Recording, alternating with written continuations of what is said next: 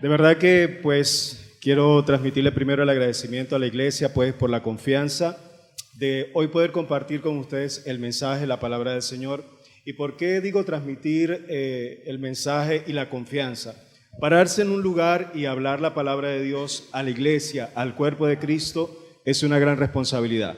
Es una gran responsabilidad porque desde este punto podemos transmitir al cuerpo de Cristo mentiras, podemos transmitir falsedad, podemos transmitir una falsa doctrina, podemos transmitir una falsa enseñanza, pero el caso contrario podemos transmitir dirigidos por el Espíritu de Dios la palabra de Él viva y eficaz, que verdaderamente nos edifica, nos consuela, nos exhorta y nos ayuda a seguir en este camino como cuerpo de Cristo.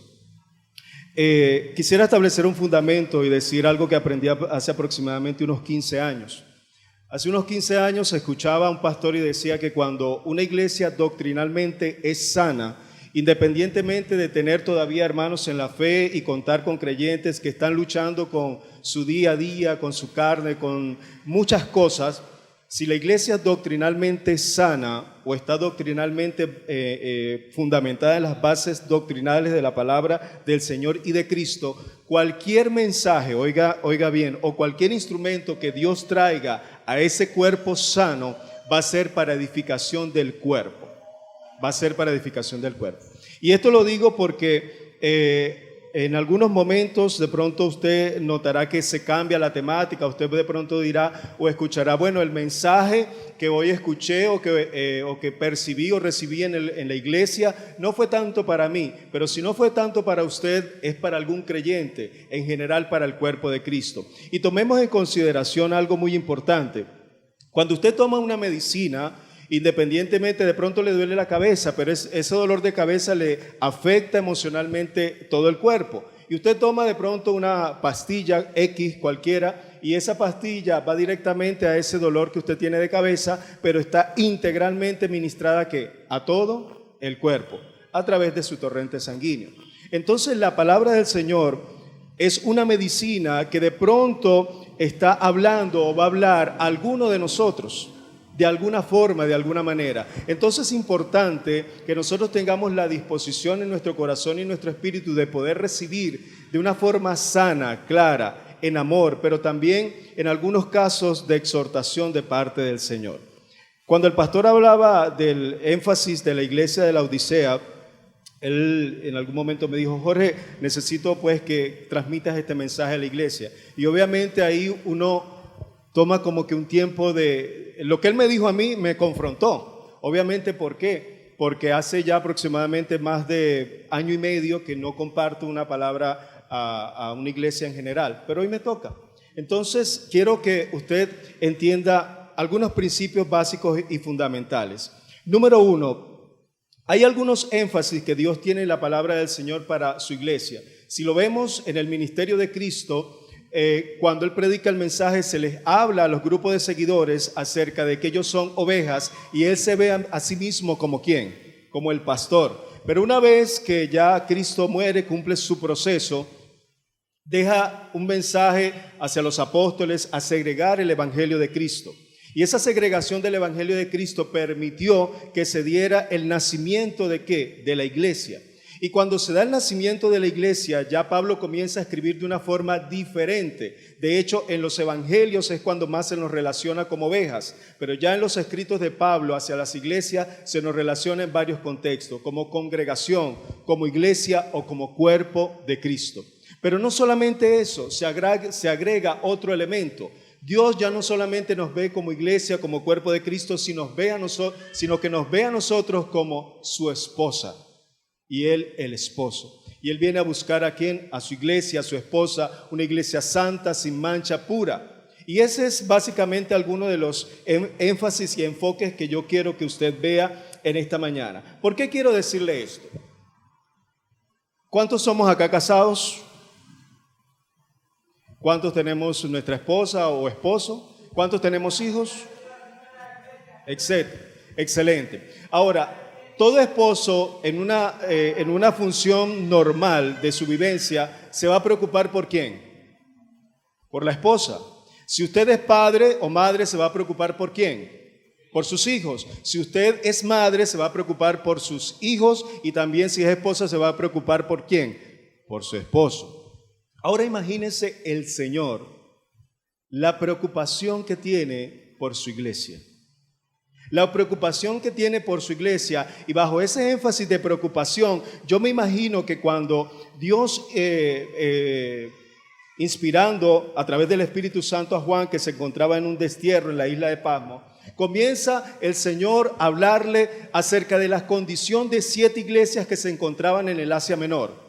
7 iglesias que ya aproximadamente habían sido establecidas unos 30, 40 años antes, probablemente por el ministerio de Pablo o de los discípulos de Pablo en el Asia Menor.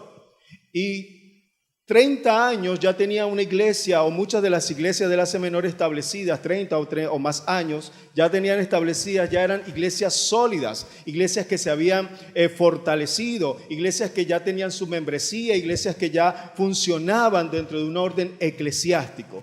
Esa era básicamente la historia de la iglesia de la Odisea. Una iglesia fundada con muchos años de anterioridad. Una iglesia fundada con los principios doctrinales de Cristo, pero una iglesia que a través de los años se fue deteriorando en su relación con el Señor. Ahora, tanto es así que Dios conoce la condición de estas iglesias, y en un destierro, como ya lo hablamos de Juan, comienza el Señor a revelarle a través de escritos, a través de una forma audible, y Juan comienza a escribir, y Jesucristo comienza a mostrarle la condición de cada iglesia. La condición de cómo se encontraba aquellas iglesias que en algún momento, en algún instante, comenzaron con ese fervor del Espíritu de Dios, comenzaron con esa pasión por escudriñar la palabra, por esa pasión por orar, con esa pasión por hacer la obra de Dios. Pero a través de los años fue menguando, hasta el punto que Dios se toma, por medio de su Espíritu Santo, el deber de decirle a un mensajero: escribe, porque hay una condición que yo necesito que se atienda, que no es que ahora la persona vea que es el pastor de la iglesia local o el líder de la iglesia local que tiene la preocupación. No, soy yo, Cristo, en mi condición de cabeza, del pastor general del cuerpo de Cristo, que estoy preocupado por la condición de la iglesia. Y cuando yo tomo de una forma tanto espiritual como literal este momento, yo me imagino que en el tiempo cuando el pastor ha comenzado a dar esta segregación de mensajes a la iglesia de Apocalipsis, de las 7 iglesias, en algún momento de pronto el pastor sintió la necesidad que fuese compartido este mensaje a toda la congregación. Entonces yo me imagino que el Señor ha redarguido en él la necesidad de que el mensaje sea compartido. Ahora, si nuestro pastor, que es la cabeza que el Señor ha puesto acá en la iglesia, ha sentido esa preocupación, imagínese detrás de este contexto la realidad espiritual. No vamos a decir de la iglesia, pero de pronto de algunos hermanos que Dios está buscando que presten su oído y atención para comenzar a sanar muchas cosas dentro de nuestro cuerpo. Amén. Ahora, entendido esto, la iglesia de la Odisea tenía algunas características muy peculiares.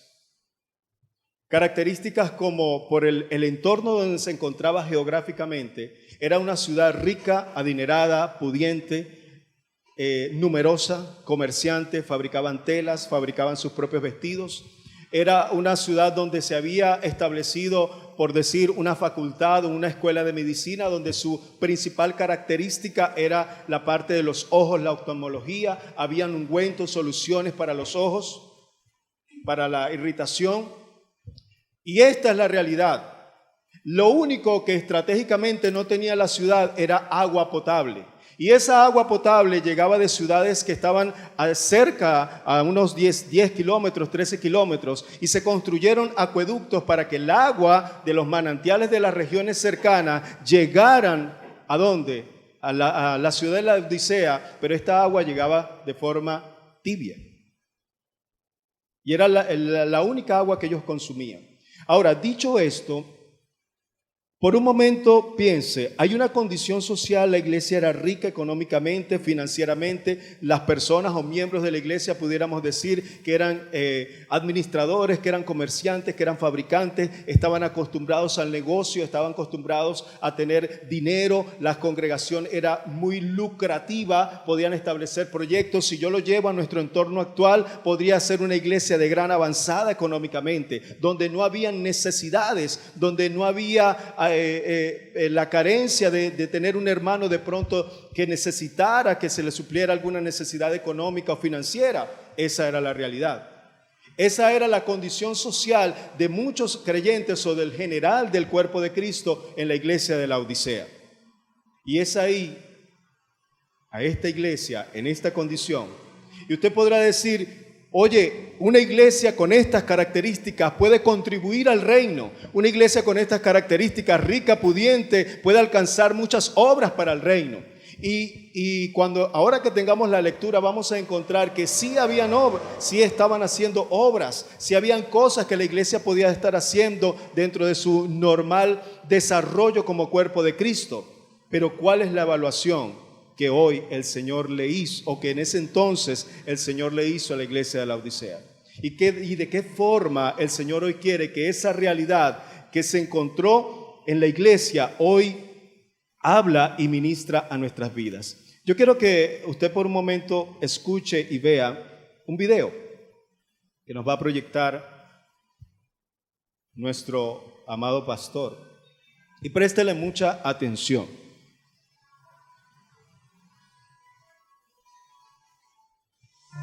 Apocalipsis, capítulo 3.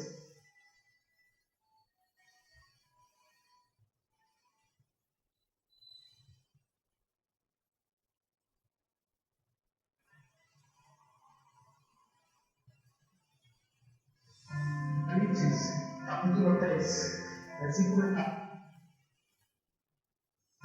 Apocalipsis, capítulo 3, versículo 14. El mensaje a la iglesia de la Odisea. Escribe el ángel de la iglesia en la Odisea. He aquí el amén, el testigo fiel y verdadero, el principio de la creación de Dios, dice esto: yo conozco tus obras, que ni eres frío ni caliente. Ojalá fueses frío o caliente, pero por cuanto eres tibio, no frío ni caliente, te vomitaré de mi boca. Porque tú dices, yo soy rico y me he enriquecido, y de ninguna cosa tengo necesidad. Y no sabes que tú eres un desventurado, miserable, pobre, ciego y desnudo.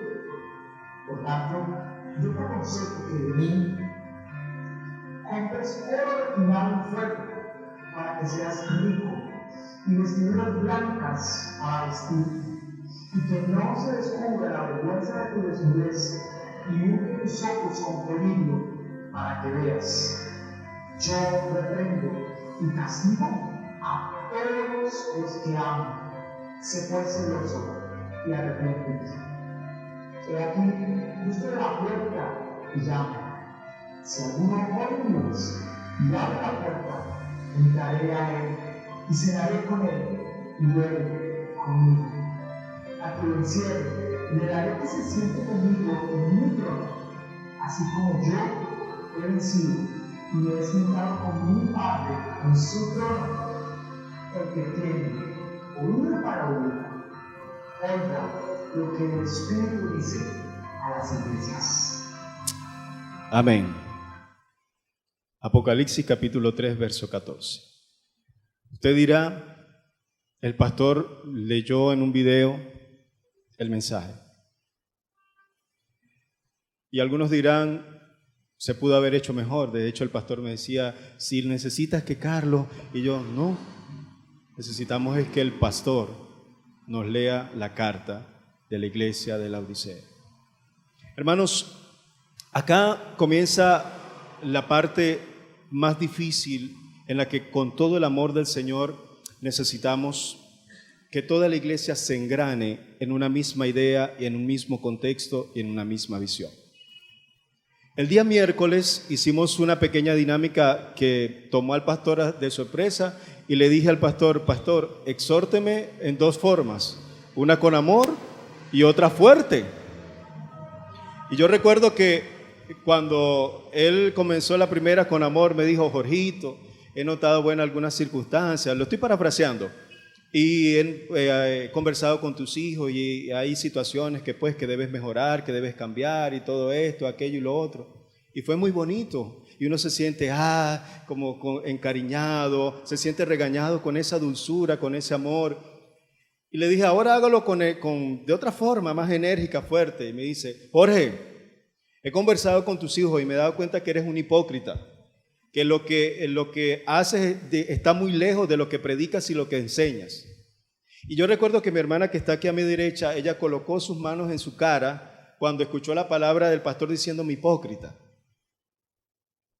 Y esa fue una pequeña dinámica que hicimos en el momento. Ahora, ¿qué quiero que usted vea con esa pequeña dinámica o con ese pequeño ejemplo que hicimos?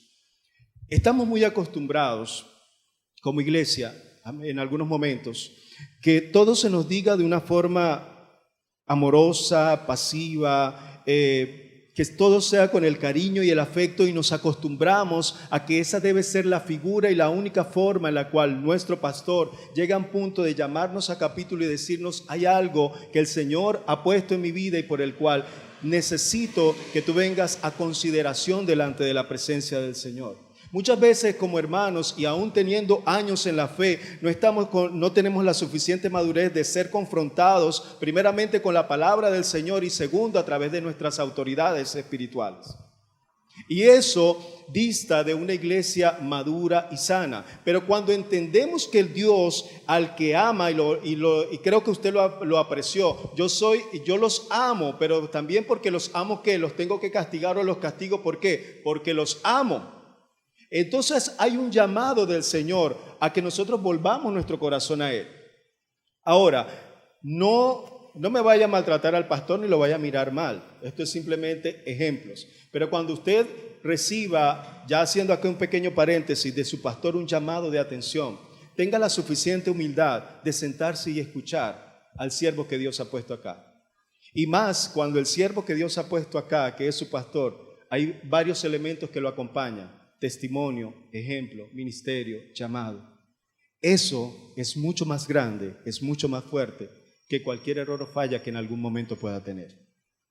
Y a veces nosotros minimizamos lo que Dios ha puesto en un hombre al frente de una iglesia por ciertos aspectos que no son de pronto inverosímiles para nosotros. Entonces este es un pequeño llamado en un gran paréntesis que quiero hacerle acá. Dice entonces la palabra que el que conoce las obras de la iglesia se llama ¿quién? Jesucristo.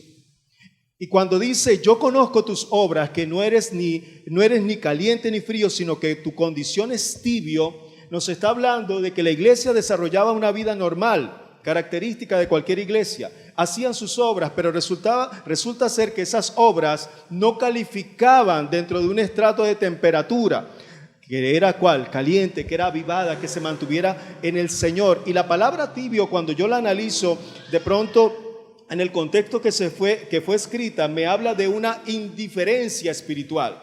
Y esa indiferencia espiritual hoy en día puede ser una apatía a las cosas del Señor. Esa indiferencia puede ser que ya no me importa o me da igual si leo o no leo la Biblia. Esa indiferencia puede ser si oro o no oro. Esa indiferencia puede ser la condición actual en la que me encuentro en la búsqueda del Señor.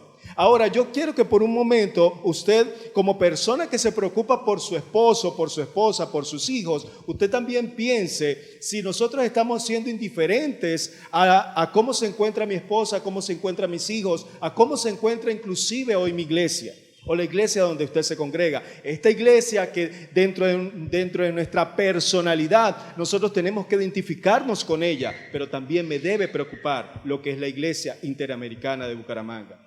Yo no puedo tener una actitud indiferente con la iglesia, porque entonces estoy demostrando ser una persona que tibia. Una persona que no tiene de pronto un compromiso más allá del venir a los servicios, de sentarse, escuchar la palabra, pero no hay un más allá. Y eso es ser una persona tibia. Hablábamos en algunos entornos de este pasaje que se nos habla de que la iglesia era rica. Dice, yo no tengo necesidad de nada. No tengo necesidad porque tengo dinero, porque tengo mucha riqueza. Nada me falta. Y el problema que a veces pasa o sucede en nuestras vidas, en nuestras casas, en nuestros hogares o en nuestra propia personalidad, es que cuando se van supliendo las necesidades personales que tenemos, entonces comienza la ausencia en nuestra vida. ¿De quién? De la búsqueda del Señor. Cuando una persona tiene problemas económicos o financieros, de salud, familiares, en cualquiera de sus entornos, y es una persona creyente, nacida de nuevo, que ha entendido el mensaje de salvación, su primera intención es que buscar en oración al Señor.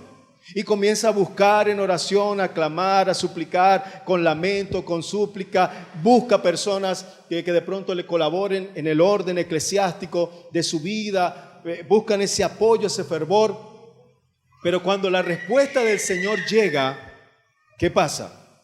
¿Qué sucede? Dejamos de orar fervientemente. Dejamos de buscar del Señor. Muchos, en algunos casos, pasa que cuando están en esa dinámica de buscar y buscar del Señor y no ven respuesta, porque no es la voluntad del Señor en ese momento, o no ha llegado el tiempo para la respuesta del Señor, y a veces no comprendemos que el que Dios no te responda también es su voluntad. Entonces nos volvemos en un círculo vicioso que como el Señor no me responde, entonces dejo de orar, dejo de buscar del Señor y me acomodo a una circunstancia. Me vuelvo cómodo de pronto en medio de la enfermedad, me vuelvo cómodo en medio de mi situación personal, me vuelvo cómodo en medio de mi problema. Y resulta que comienza a pasar en nuestra vida un estado muy peligroso que es convertirme en una persona tibia espiritualmente. Ahora, en todos los momentos que hemos disertado de esta palabra, los días miércoles, hemos hablado que la intención de este mensaje no es ni juzgar ni señalar tu condición personal o espiritual. Recuerde que en el primer sentido es la preocupación de Jesucristo por su amada iglesia. Es la preocupación de Cristo por la condición de la iglesia. ¿Para qué? Para que la iglesia tenga un despertar. Hace mucho tiempo, también en estudios compartidos, hablábamos que anhelamos un avivamiento.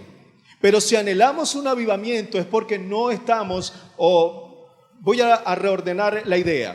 Cuando hablamos de avivamiento es porque hay un fuego del Espíritu, porque hay una motivación, porque hay algo que nos lleva, que nos impulsa al evangelismo, a la predicación, a la enseñanza. Y se habla de un avivamiento porque hay una motivación extra en cada creyente. Y Dios levanta de pronto a algún hermano, levanta a algún líder, levanta al pastor, a alguien Dios levanta y lo coloca como un heraldo para motivar a otros y se produce un renacer, lo que se llama un avivamiento. Pero escuchaba hace mucho tiempo también una hermosa palabra que decía, hay que tener cuidado si estos avivamientos o los avivamientos que necesitamos en nuestra iglesia es producto de una tibieza, una frialdad espiritual, porque ahí es peligroso. Ahora, mi amado hermano, si nosotros necesitamos que la iglesia reviva ese fervor del Señor, esa calidez de sentir el Espíritu que nos impulsa a seguir adelante, entonces debemos comenzar por una reflexión personal. Si hoy nosotros tuviéramos que comparecer ante Cristo, simbólicamente hablando, y el Señor hoy nos tuviera que decir, hablando en término personal, Jorge, conozco tus obras. Te has preocupado por asistir a la iglesia, por compartir la palabra, pero lo que estás haciendo no denota que verdaderamente tú eres una persona que estás viviendo en el fervor del Espíritu. Me preocupa tu condición. Ahora, dígale a la persona que tiene a su lado esta pequeña frase: al Señor le preocupa tu condición. Y ahora rellene esa frase Le preocupa tu condición espiritual, tu condición familiar, tu condición económica, tu condición como esposo, como esposa, como padre. Fíjese la preocupación del Señor. Fíjese la preocupación que Dios tiene por su iglesia, que invierte tiempo en un hombre, en Juan, para que escriba un mensaje que no tenemos dato exacto cuando fue leída la carta. No tenemos ninguna ubicación exacta de cuándo se leyó, de qué forma se leyó, pero tenemos la convicción de que esa carta fue llevada a las iglesias y fue leída. Ahora imagínense el impacto de aquel mensajero que no sabemos quién fue, que leyó esa carta. Suponemos que está el pastor, estaban los obispos, estaba el liderazgo de la iglesia de la Odisea. Y cuando comienzan a leer la carta, así como el pastor la leía, yo conozco tus obras y no eres ni caliente, no eres frío, sino que estás en una situación indiferente. Se puede imaginar la cara de las personas que estaban ahí cuando Dios también comienza a trastocar una condición personal, económica y social de cada uno de ellos. Dice entonces el Señor, tú dices que eres ¿qué? Rico económicamente, y lo eres. Tú dices que tienes grandes vestidos y los tienes. Tú dices que puedes curar las enfermedades de los ojos y lo puedes hacer. Pero tu realidad espiritual eres que eres miserable, eres que ciego, eres que desventurado, como lo dicen otras versiones. Entonces llega un momento en el cual Jesucristo, comparando, te coloca la condición personal de tu vida y la condición espiritual. Y es ahí donde nosotros debemos comenzar a reflexionar cómo está nuestra vida. Si usted toma tiempo para leer otra de las iglesias, se le dice, sé que tú eres ¿qué? Pobre.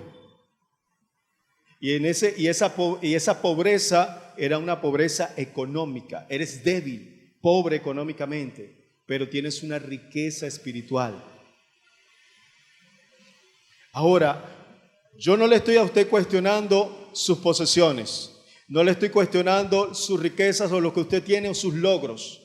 Lo que estamos hablando en esta mañana, o lo que la palabra del Señor nos está hablando, es de qué forma se está convirtiendo en nuestra vida ese ciclo de lo que tengo, de lo que soy, y estamos abandonando y dejando a un lado lo que Dios representa en nuestras vidas, lo que el Señor representa en nuestras vidas. Y lleve esa condición a una realidad en nuestra iglesia. Si hoy el pastor, o en cualquiera de los momentos, hiciera una convocatoria para evangelizar, hiciera una convocatoria para levantar un clamor general de toda la congregación, estaría acá, vendría, apoyaría, y comenzaría entonces a salir muchas circunstancias. No puedo, tengo trabajo, y comenzaríamos a sacar una serie de justificaciones correctas, verdaderas, que están en nuestro alrededor o que están en nuestro entorno. Pero la pregunta seguiría siendo, ¿qué lugar le hemos dado a las cosas en nuestra vida con respecto a Dios? En una oportunidad se acerca un joven a Jesús. Joven, podemos decir, según la cultura judía, ya era un hombre mayor, se le llamaba joven de pronto porque no tuviese alguna relación matrimonial o tuviese pareja. Pero este joven, como lo reseñan los evangelios, dice que se le acerca a Jesús y le dice, maestro, toda la ley he guardado. Cumplo con todo lo que dice la ley. Cumplo con todo lo que dicen las enseñanzas. Cumplo. ¿Qué más tengo que hacer? ¿Qué más? ¿Qué añadidura más debo colocarle a todo lo que he hecho, a las obras? Y el Señor le dice, ve y vende todo lo que tienes y darlo ¿a qué? A los pobres. Y ahí el Señor le tocó, en unas sencillas palabras, le tocó la fibra más profunda de la intención del corazón del hombre. Vende todo lo que tienes y dalo a los pobres. Él había hecho muchas obras, pero en su corazón, en su alma, en sus emociones, no se había desprendido de ellas para que se entronara ¿quién? Jesucristo, el Señor o Dios. No lo había hecho. Entonces me lleva a una pregunta. Esa realidad y la realidad de la iglesia de Laodicea me lleva a una pregunta.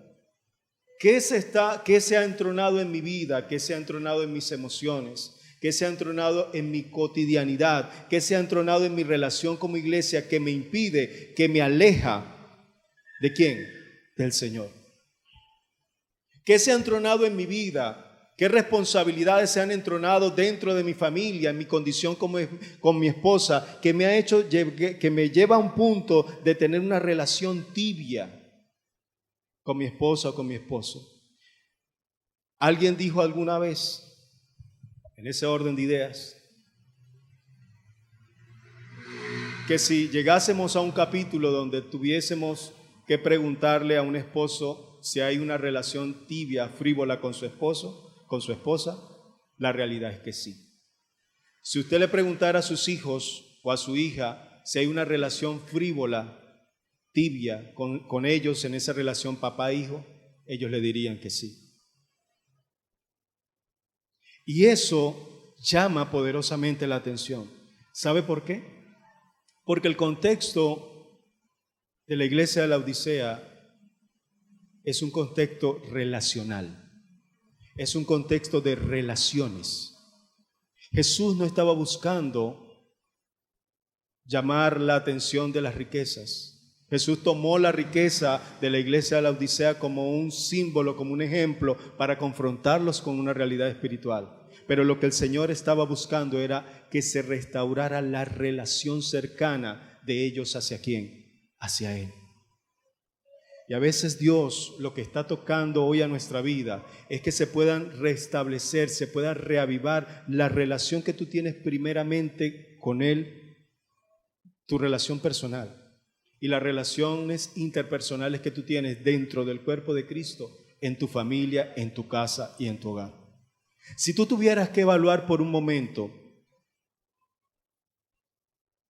cómo se sienten tus hijos, si tú tuvieras que evaluar por un momento cómo se ha sentido tu esposa, cómo se ha sentido tu hermana, cómo se ha sentido ese ser querido, cómo se ha sentido tu iglesia en tu actitud, si tú has sido indiferente ante el dolor de la iglesia, si tú has sido indiferente ante las situaciones o las dificultades que pasa la iglesia, si tú has sido indiferente a cómo se desarrolla la dinámica de tu hogar y de tu familia, el Señor hoy nos está hablando a todos. A todos. Y con todo respeto digo esto, y cuando digo con todo respeto es por utilizar un ejemplo, independientemente que estemos parados en este lugar. Independientemente que estemos parados en este lugar. Porque si algo yo le puedo decir, que este tiempo de lectura, de estudio de la iglesia de Laodicea me ha llevado a una reflexión profunda, a tomar tiempo nuevamente ¿con quién? Con mis hijos, a tomar tiempo también con mi hija. ¿Por qué? Porque nos acostumbramos, que como los vemos en casa, van a la escuela, van al colegio, o como esposo llego a la casa, está mi esposa, colaborando con los oficios del hogar, sirviendo, me atiende. Mi vida en esa dinámica era una relación tibia, y lo reconozco. Y cuando el pastor me habla de eso, comienza el Señor a darme fuete y fuete y fuete. Fuete y fuete y fuete. Entonces yo le decía al Señor, me está dando fuete y entonces ahora me pides que lo hable a la iglesia. O sea, golpeado y ahora hablarlo. Pero entonces entender que había muchas cosas que anteriormente yo hacía o practicaba con mi esposa de una forma sana, que nutría nuestra relación de matrimonio y se habían quedado atrás. Se habían quedado atrás por la dinámica del día a día, es feliz, veo que sonríe, veo que tiene otra actitud, entonces ya entro yo en esa tibieza como esposo. Entro en esa tibieza con mis hijos.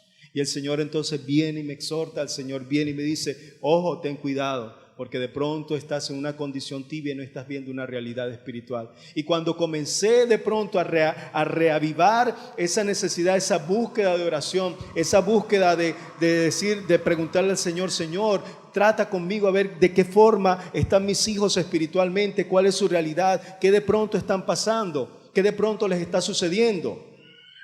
Y el Señor comienza a mostrarme ciertas cosas. Comienzan a salir ciertos temas de conversación con ellos. Y comienza el Señor a decirme, esta es la condición real. Esta es la condición en la cual están tus hijos. Esta es la condición en la que está tu esposa. Esta es la condición en la que estás tú mismo. Y yo le decía al Señor, Señor, necesito arrepentirme. Y es el llamado que Dios le hace a la iglesia. El verso 17 dice, yo soy rico y me he enriquecido y de ninguna cosa tengo necesidad. Y no sabes que eres un desventurado, miserable, pobre, ciego y desnudo. Por tanto, viene el consejo del Señor. Yo te aconsejo que de mí compres oro refinado para que seas rico, vestiduras blancas para vestirte y que no se descubra la vergüenza de tu desnudez, y unge tus ojos con el colirio para que verdaderamente veas. El verso 18 me habla del consejo del Señor. Yo te aconsejo que vuelvas a mí. Vuelvo y repito, es un pasaje muy figurativo. No estamos hablando de que vamos a comprar algo del Señor. El Señor no necesita nuestro dinero para que compremos algo de Él. El Señor necesita que volvamos a Él con la intención de colocar en orden las necesidades en nuestra vida espiritual. Yo te aconsejo que vuelvas a mí, que te vuelvas a vestir con las vestiduras blancas de santidad, que unjas con tus ojos con el colirio para que puedas ver. Si hoy vuelvo y hago esta pregunta, Dios nos preguntara, ¿cómo ves a tu esposa? ¿Cómo ves a tu mamá? ¿Cómo ves a tus hijos? ¿Con qué ojos los estás viendo? ¿Con tus ojos naturales o con una realidad espiritual? ¿De qué forma? ¿De qué forma estás viendo tú a la iglesia? En alguno de los cortos que se proyecta, se habla de lo que es la iglesia y se dice al final, no es nuestra iglesia, es la iglesia de Cristo. Y el Señor hoy nos está haciendo un llamado a volver a Él. Hoy el Señor nos está haciendo un llamado a que reflexionemos en cuál es en nuestra realidad espiritual, cómo está nuestra condición con respecto a lo que somos como iglesia. Entra el verso 19 y dice, yo reprendo y castigo a todos los que amo, sé pues celoso y arrepiéntete. Es la parte dura del Señor y dice, si yo te amo, te castigo, te reprendo. Ahora, si el Señor le está diciendo esto a la iglesia de la Odisea, ¿lo está diciendo con una intención de dañarla o de restaurarla? ¿Le está diciendo con una intención de que se destruya todo la espiritualidad de la iglesia o que se reavive, se restituya y vuelvan a vivir esa emoción, esa pasión, ese deseo por el Señor? Exactamente. Si Dios hoy nos está diciendo, yo te reprendo y te castigo porque te amo, es porque quiero cuidar lo que es la iglesia, lo que es las estructuras de la iglesia, lo que somos como cuerpo de Cristo. Pero no solamente eso, quiere hoy el Señor reestructurar, volver a ver tu condición familiar, tu condición personal, en todos los contextos, en todos los contextos. Entonces Dios no está preocupado hoy porque usted puede salir de acá y decir, el Señor hoy me habló para que tenga la motivación de nuevamente reactivarme dentro de la iglesia. Amén, gloria a Dios. Y ya estuviera al finalizar el servicio planillándose con el pastor, bueno, pastor, cuente conmigo en esto, aquello, lo otro. Gloria al Señor, sería bueno y emocionante eso. Sería algo que al pastor le nutriría no solamente humanamente, espiritualmente, sino emocionalmente a seguir cumpliendo en sus labores ministeriales. Y es un llamado que se le hace a la iglesia. Pero no solamente esto, Dios está interesado en que tú salgas de acá reflexionando en que hay que hacer un stop y llegar a la casa, al hogar, al seno de la familia y decir, ¿cómo te encuentras? ¿Cómo estoy? Ayer en la dinámica que hacíamos de sanar las heridas, tuvimos un encuentro, cada quien a su forma y a su manera. Pero yo me pegué una chillada. Ahí sentado por donde está mi hermana. Y después acá me pegué una chillada que tuve que poner el cronómetro para pararme. Y después sentarme a seguir chillando.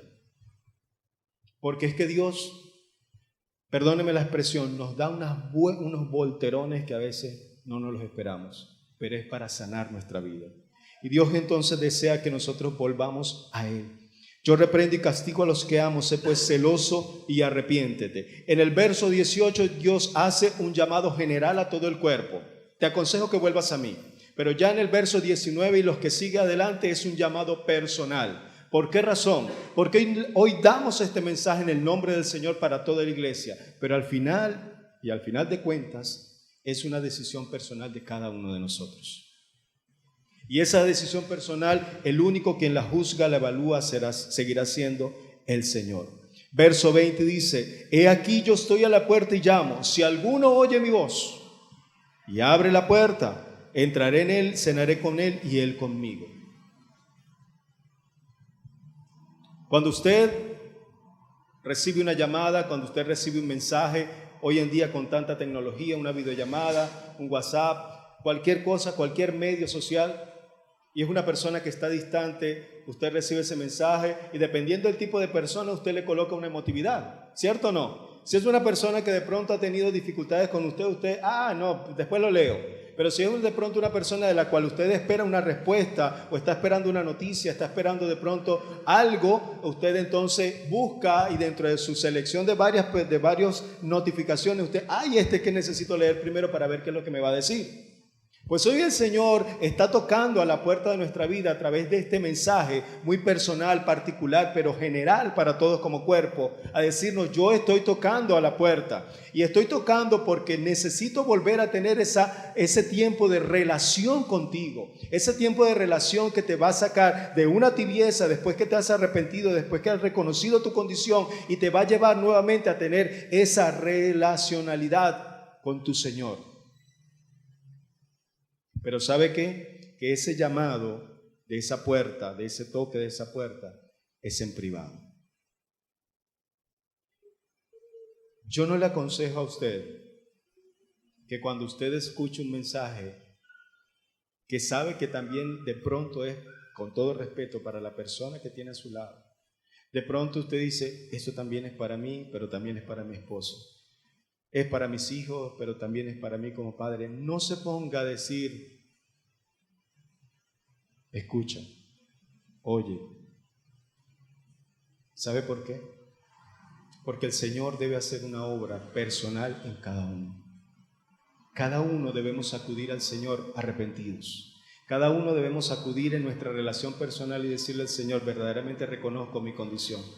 Reconozco que he puesto muchas cosas antes que lo que tú eres. Reconozco que estoy alejado de ti. ¿Sabe qué es lo más maravilloso?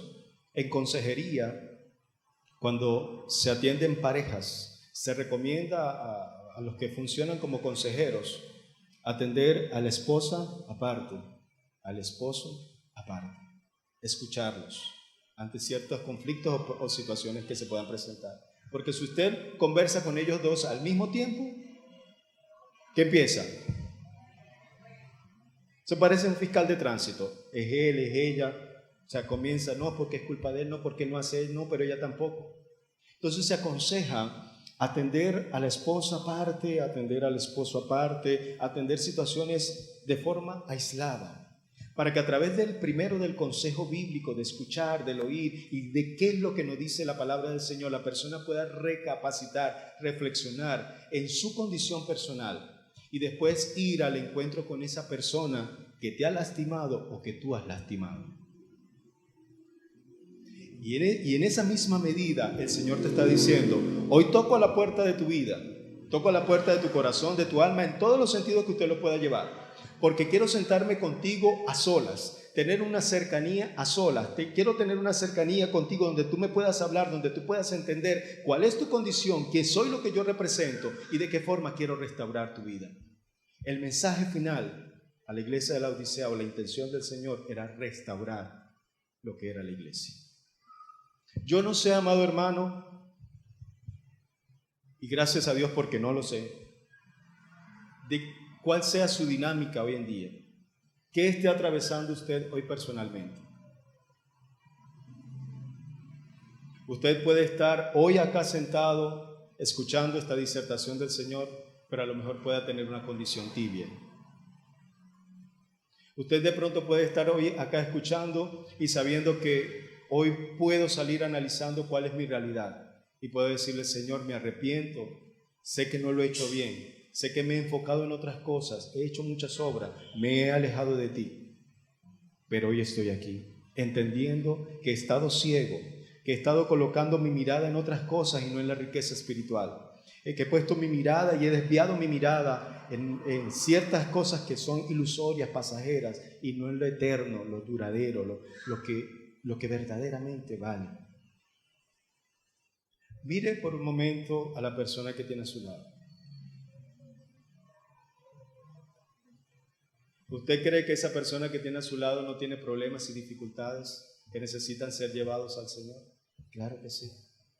Llámese pastor, líder, quien sea. Entonces, hoy vamos a tener un tiempo de oración. Termina diciendo el verso, lo que leímos, parafraseado de esta forma: al que venciere. Al que venciere, yo le daré el derecho de sentarse en el trono. No ponga tanto su mirada en el trono, ponga su mirada en el hecho de que venciere.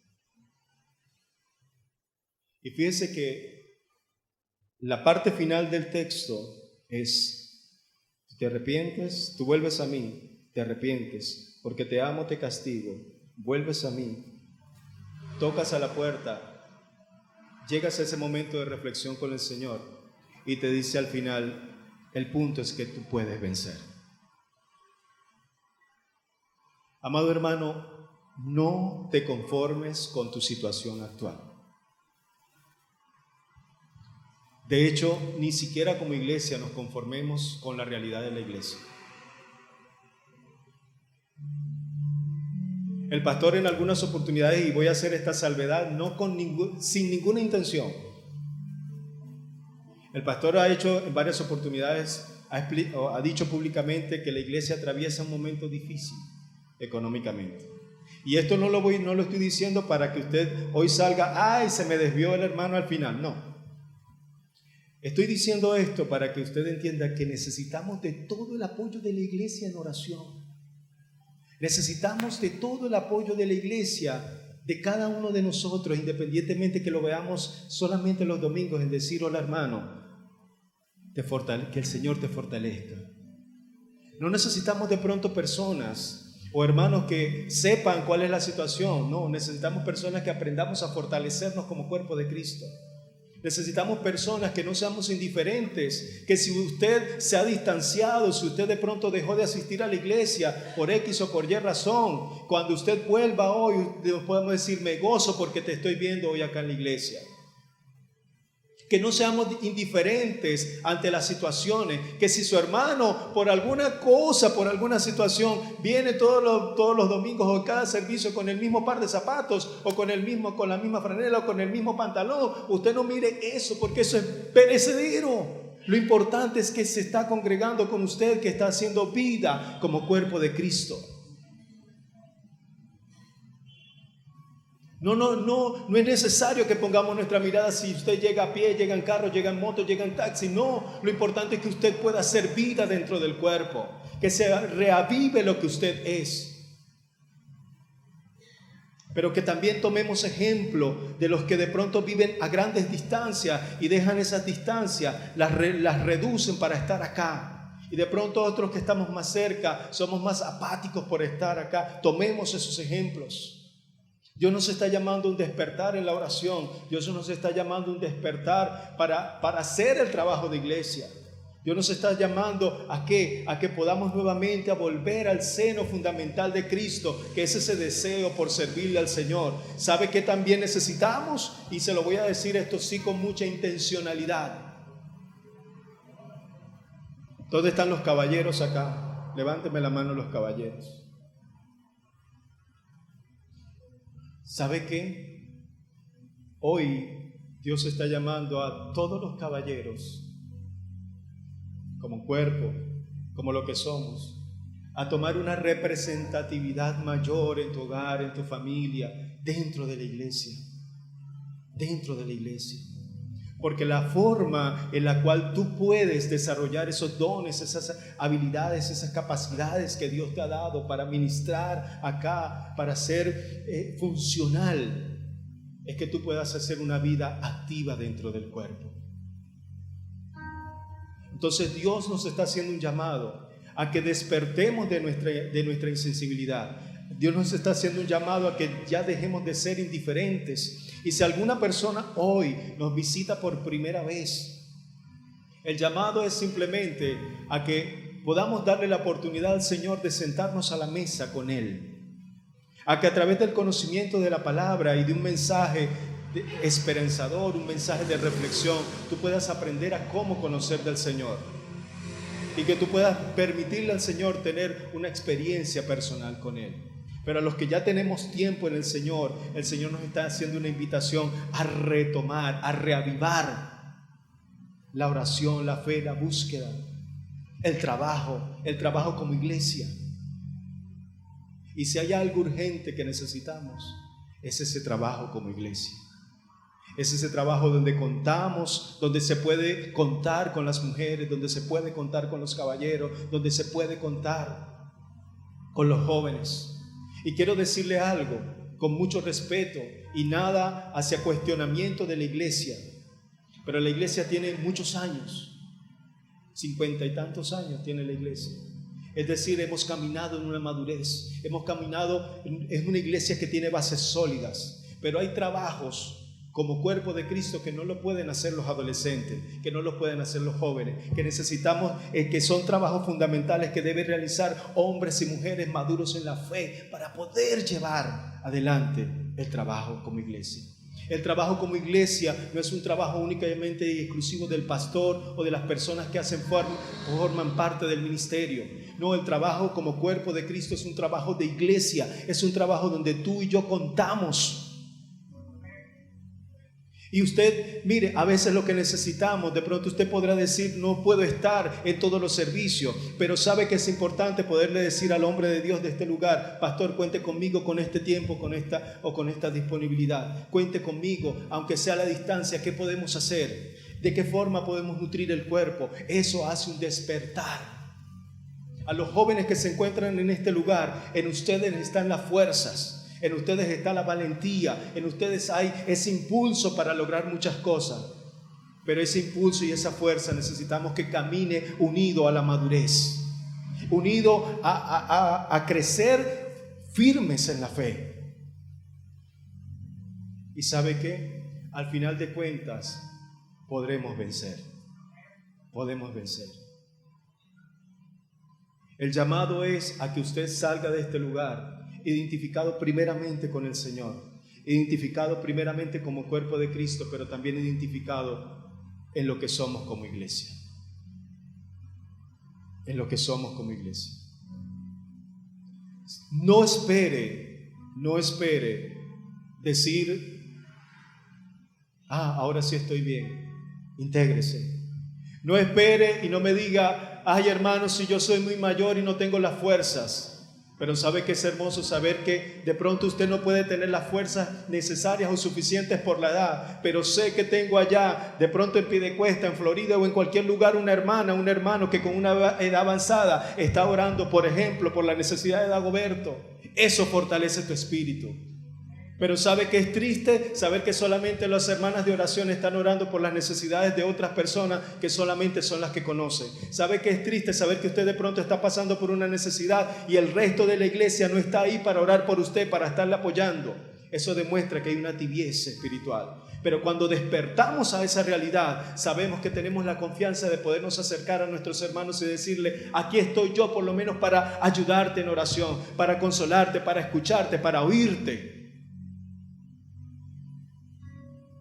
Puede ser, Y pasa y sucede que esa es la dinámica dentro de las estructuras, que muchos son, de pronto pocos son los que presencialmente usted puede observar, pero al final de cuentas, esto es un trabajo de un cuerpo.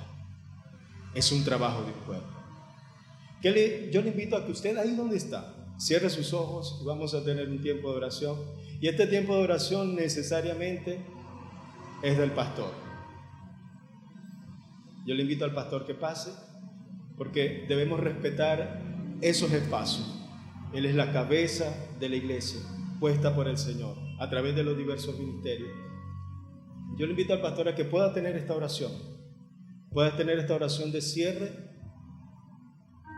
y en esa relación personal usted pueda decirle al Señor cuál es su condición, pero salir de acá con un compromiso mayor en todos los espacios.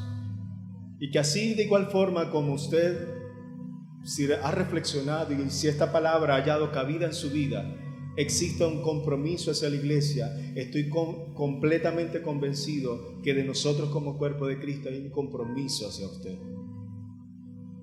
porque somos un solo cuerpo y nos duele. De pronto todos no podremos estar en todo, pero sé que a la distancia hay alguien que ha dicho sí al llamado del Señor, que ha dicho sí a la iglesia interamericana, que ha dicho sí al evangelismo, que ha dicho sí a disponer su vida al trabajo.